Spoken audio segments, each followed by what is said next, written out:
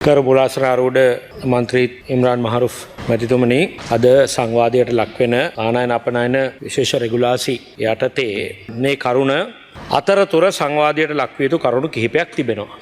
එය මම කතා කරන්නට කැමති සමස්තයේ අර්ථයෙන්. දැන් කරු මුලාසනාරූඪ මන්ත්‍රීතුමනි අපි මේ පාර්ලිමේන්තුවේ විවිධ අවස්ථාවලද විවිධ හේතු නිසා විවිධ සංවාද ගොඩනැගෙනවා කතා කරනවා. විපක්ෂය හා ආණ්ඩු පක්ෂය හැටියට අපි දෙකට බෙදිලා දහස් දක්වනවා. නමුත් අවසානයේදී මේ රටේ මහජනතාවට තමයි යථාර්ථයට මුහුණ දෙන්නට වෙලා තියෙන්නේ. මම හිතනවා මම කලින් සඳහන් කළ පරිදිම අපි මේ සියලු සංවාදයන් එක්තරා සාධනීය තලයකට ගෙනීමේ වගකීමක් අපිට තියෙනවා. විශේෂයෙන්ම මම නියෝජනය කරන සර්ව ජන බලය අපේ පදක්කමට ඒ වගකීම තිබෙන බව අපි දැඩිව විශ්වාස කරනවා. විපක්ෂය විවේචනය කරනවා වගේම මේ කරුණු දත්ත සහිතව මේ ආර්ථික කාරණා ගැනත් කතා කිරීම ඉතා වැදගත් කියලා. දැන් මුලාසනාරූඪ මන්ත්‍රීතුමනි අපි දන්න යථාර්ථය තමයි මේ රටේ මහ ජනතාව එලෙසම වටහා නොගන්නා අපි මහ විශාල අර්බුදයකට මුහුණ දෙලා තියෙනවා. අපි අපේ රටේ අපේ ආණ්ඩුව කියන විදිහට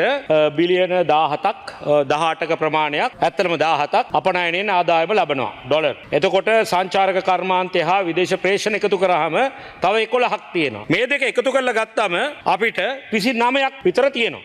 29ක් 28ක් කිව්වොත්.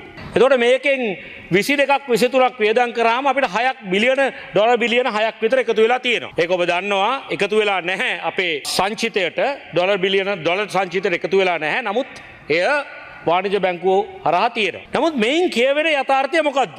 අපි ඊටාම දුෂ්කර ආර්ථික අර්බුදයක් අභිමුව සිටින බව. දැන් මේක මොන විදියට උත්කර්ෂයට නංවන්න හැදුවත් අපේ ආණ්ඩු පක්ෂය යථාර්ථය තමයි දැන් මොවුන්ට කලින් හිටපු රනිල් වික්‍රමසිංහ මහතාගේ රජයේ ඉඳලා මේ රජය යනකොට ඩොලරය 285 තිබුණා. දැන් ඩොලරය 313 දක්වා වැඩි වෙලා තියෙනවා. මේන් ඇති වුණු වගකීම ඩොලර් බිලියන 1140කට ආසන්නයි. වැඩි වෙලා තියෙන වගකීම රුපියල් වලින් ගත්තොත්. එතකොට මේක දැන් රනිල් වික්‍රමසිංහ මහත්තයා ඒ කියන්නේ මේ අපේ ආණ්ඩුවේ දැන්ටත් නායකතුමා එතුමා යනකොට මොනවා වුණත් මේ රිසර්ව්ස් වල තිබුණ ඩොලර් බිලියන 800 ගණනක් රුපියල් බිලියන 800 ගණනක් මේක වැඩි වෙලා තිබුණා ආණ්ඩුව කියන විදිහට ට්‍රිලියන් 1.2 දක්වා. දැන් මේ රුපියලේ පහත වැටීම නිසා ඇති වුණු තත්ත්වය තමයි නැවතත් අපි අර හිටපු තැනටත් පල්ලෙහාට ගිහිල්ලා තියෙනවා. ඊට අමතරව දැන් ආණ්ඩුව කිව්වා රුපියල් බිලියන 500ක් වියදම් කරන්න බලාපොරොත්තු වෙනවා කියලා මේ ආපදාවෙන් ගොඩ එන්නට. එතකොට මොකද වෙලා තියෙන්නේ? අපි සම්පූර්ණයෙන්ම අනිත් පැත්ත ගහලා. දැන් මේ ආර්ථික යථාර්ථය අපි සාකච්ඡා කරන්නේ නැතුව මොනවා කතා කරත් අපි මිනිස්සු රවටන එක තමයි කරන්නේ. ඉතින් අපි මේ යථාර්ථය සංවාදයට ලක් කරන්නේ නැතුව ඒක ආර්ථික විශේෂඥයින්ට පමණක් බාර දීලා මේ නොම්බර එහෙට මෙහෙට දාලා ගැලවිජ්ජා කිරීම නෙමෙයි අපි කරන්නට ඕන. ජනතාවට ආමන්ත්‍රණය කළා මේකේ යථාර්ථය පැහැදිලි කරලා දීලා ජනතාවත් එක්ක එකට නැගිටින එක. ඒකට නෙමෙයි මේ කරන්නේ. මේ පරණ වැඩේම ඒ විදිහටම කරගෙන යනවා. ඒ කරගෙන යන අතරේ කරු මුලාසනාරූඪ මන්ත්‍රීතුමනි අපි සියලු දෙනා දන්නවා අපිට වඩා වැදගත් වෙන්නේ අපේ වගේ රටකට අපේ බාහිර ශේෂපත්‍රය external balance sheet එක. මේකේ තියෙනවා international investment position කියලා එකක්. ඒ කියන්නේ අපගේ බාහිර වත්කම් සහ බාහිර වගකීම් අතර වෙනස. බාහිර වත්කම් වගකීම් අතර වෙනස ඩොලර් බිලියන 53 දක්වා ගිහිල්ලා තියෙනවා. So we are actually in a net minus position of 53 billion US dollars. So this in any standard, from whichever the point that you look at it, it tells us that we are in serious trouble. We are in serious trouble. Even IMF says that.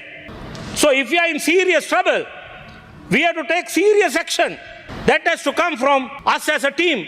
Us as a nation, we have to get up with the people. It's no point talking about a traditional rhetoric and just criticizing people, talking about the past and doing silly things. That's not how we can move forward. So for us to move forward, ගරු මුලාසනාරූඪ මන්ත්‍රීතුමනි මම ආරාධනා කර සිටිනවා. අද මෙම ආණ්ඩුව මගේ විග්‍රහය අනුව අපි පක්ෂ දෘෂ්ටි කෝණයෙන් මෙය 2014 යහපාලන ආණ්ඩුවේ දිගුවක්. මේ ජනතාව හිතාගෙන ඉන්නවා ජනතාවගෙන හිතාගෙන හිටියා අලුත් ආණ්ඩුවක් ආවා කියලා.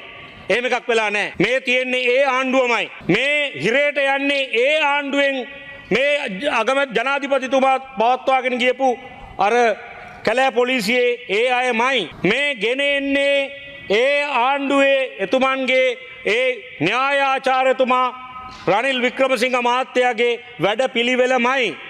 ඒකේ කිසි වෙනසක් වෙලා නැහැ.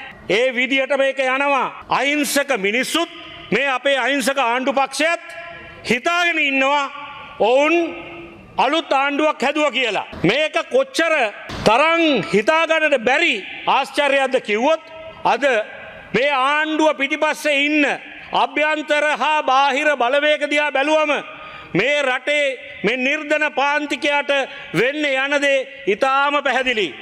අපි මෙහිදී අද විශාල අවධානමක් අරගෙනයි කටයුතු කරන්නේ. මේ ආණ්ඩුව භූදේශපාලනික වශයෙන් අපේ රටේ ස්වෛරීභාවයට පවා අපේ රටේ පැවැත්මට පවා බලපාන තීරණ තීන්දු එකඟතාවයන්ට වෙනත් රටවල් එක්ක ගිහිල්ලා තියෙනවා. මේ රටේ අපිත් මෙතනට ගෙනාපු අහිංසක දුප්පත් මිනිහගේ ඒ නිදහස් අධ්‍යාපනය වලලන්න ඔන්න මෙන්න ලෑස්ති කරලා තියෙනවා. මේ රටේ සભ્યත්වය සංස්කෘතිය සම්පූර්ණයෙන්ම වෙනස් වෙන තැනකට ගෙනල්ලා තියෙනවා. මේ රටේ ආර්ථිකය සම්පූර්ණයෙන්ම විනාශ වෙන වැඩපිළිවෙලක අපි දිගටම ගමන් කරනවා. මේ රටේ ධන නිර්මාණයක් වීම සඳහා අවශ්‍ය එකම එක දෙයක්වත් මෙහිදී සිදුවන්නේ නැහැ. මේක මම බොහොම ආයාචනාත්මකව ඉල්ලා සිටින්නේ මේ ආණ්ඩු පක්ෂයෙන්. කරුණා කරලා කල්පනා කරලා බලන්න. මේ රටේ ජනතාව අහිංසක විදියට අපේක්ෂා කරපු දේද සිද්ධ වෙන්නේ. එහෙම නැත්නම් ඔබත් නොදන්නා අඳුරු බලවේගයකින් ඔබව පාලනය වෙමින් මේ රටේ දුර්දාන්ත ඒකාධිපති පාලනයක් ඔබ ලවා යම් කෙනෙක් කරනවද කරගන්න හදනවද මේ කල්පනා කරලා බලන්න. ඔබ කවදාකවත් හිතුවද ඔබත් මමත් විශ්වාස කරලා අපි මේ දේශපාලනය ඔබත් එක්ක කරපු දේශපාලනය හදාරන කාලේ ඔබේ අතින් මෙවැනි අධ්‍යාපන ප්‍රතිසංස්කරණ ගෙනල්ලා පාර්ලිමේන්තුවේ එය සාධාරණීකරණය කරන්නට තත්ත්වයකට පත්වෙයි කියලා. ඔබ හිතුවද? ඔබ කොළඹට කිරි ගමට කැකිරි කියලා අපිත් එක්ක පෙළපාලි යනකොට අපේ විශ්වවිද්‍යාල සමයේදී ඔබ හිතුවද කවදා හරි දවසක අද මේ අධ්‍යාපන ඇමතිතුමිය නිදහස් අධ්‍යාපනය ගැන අවම අවබෝධයක්වත් නැති එතුමිය ඉතාමත්ම ආත්මාර්ථකාමී විදිහට අත්නෝමතික විදිහට මේ ගෙනෙන කිසිම නියාමන වැඩසටහනක් නැතුව ගෙනෙන මේ වැඩපිළිවෙල ඔබට මේ පාර්ලිමේන්තුවේ මේ ගමෙන් ඇවිල්ලා අදටත් ඔබ බස් එකෙන් ඇවිල්ලා සාධාරණීකරණය කරන්න සිද්ධ වෙයි කියලා. ඔබට එහෙම හිතුණාද? ඔබේ ගමේ මිනිහත් එක්ක අර පාප්ප අරගෙන තාප්පවල ඒ පෝස්ටර් ගහ ගල් කටස් අරගෙන ගිහිල්ලා පොලිසි වලට ගහලා අපේ තරුණ තරුණියෝ ඝාතනය වෙලා අපරණීය මිත්‍රයෝ අදටත් ඝාතනය වෙලා ඔබගේ වචනෙන් කියනවා නම් ඒ කාලයේ වැලිතලාවට යට වුණු ඒ අඳුරු යුගයේ අපේ ඒ සහෝදරවරුන්ට දසවද දුන්න ඒ පාලකයින් අද ඔබගේ පිටිපස ඉඳගෙන ඔබව පාලනය කරන යුගයක් ඇරඹෙයි කියලා ඔබ කවදා හරි හිතුවද? ඔබ හිතුවද ඒ අපිට ඒ තත්ත්වයට පත් කරපු